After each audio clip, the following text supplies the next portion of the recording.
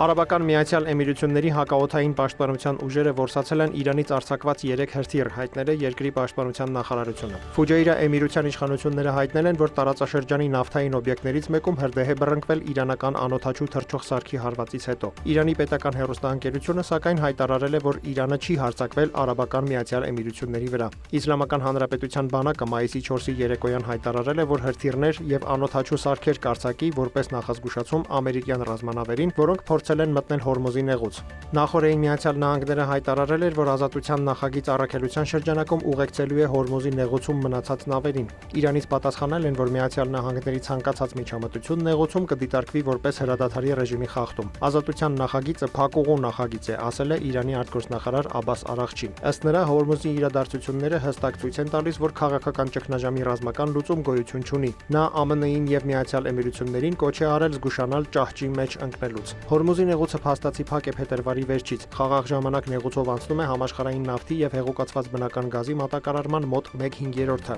Սկզբում նեղուցով նավարկությունը գրեթե դադարել էր, քանի որ Իրանը սպառնում էր հարվածել թշնամական երկրների նավերին։ Ավելի ուշ դրան ավելացել է ԱՄՆ-ի կողմից Իրանի ծովային շրջափակումը, որի շրջանակում ամերիկյան ուժերը իրենց հերթին թույլ չեն տալիս նավերին մուտք գործել իրանական նավահանգիստներ։ Հորմուզի նեղուցով ազատ նավարկությունը Միացյալ Նահանգների եւ Իրանի միջև խաղաղ բանակցությունների հիմնական կետերից մեկն է, որոնք ներկայումս փակուղի են մտել։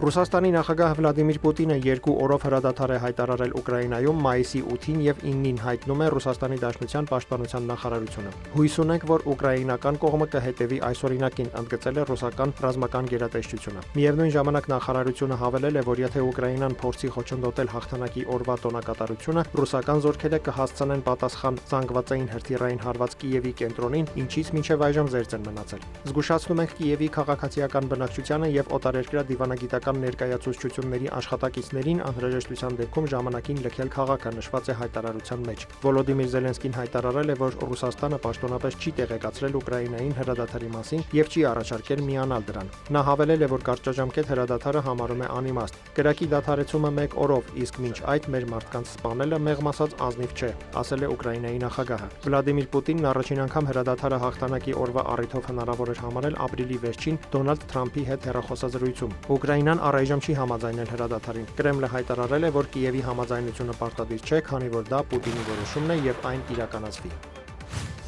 Վաշինգտոնի կենտրոնում զինված անձը սկսել է վիճաբանել իրավապահ մարմինների հետ, հնչել են կրակոցներ։ Մեկ մարդ տեղափոխվել է հիվանդանոց, հայտնել է գաղտնի ծառայությունը։ Կրակոցները տեղի են ունեցել 15-րդ փողոցի եւ Անկախության պողոտայի խաչմերուկում, Սպիտակ տնից ոչ հեռու եւ Մայրաքաղաքի գլխավոր տեսարժան վայրի Վաշինգտոնի հուշարձանի կողքին։ Գերատեսչության տվյալով միջադեպը տեղի է ունեցել կրակոցներ արձակած անձի եւ գաղտնի ծառայության աշխատակիցների միջև ծագած վեճի արդյունքում։ Կրակոցները տեղի են ունեցել նախագահական նստավայրի հարավային մուտքից մոտավորապես 500 մետր հեռու, ինչի հետևանքով Սպիտակ տան տարածքն անհապաղ փակվել է։ Ապրիլի 25-ին Սպիտակ տան թղթակիցների ասոցիացիայի ընթրիքի ժամանակ կրակոցներ են հնչել։ Ավելի ուշ նախագահ Դոնալդ Թրամփը հաստատել է հրաձիգի ձերբակալությունը, որը նույնականացվել է որպես Կալիֆոռնիայի 31-ամյա բնակիչ Քոուլ Թոմաս Ալեն։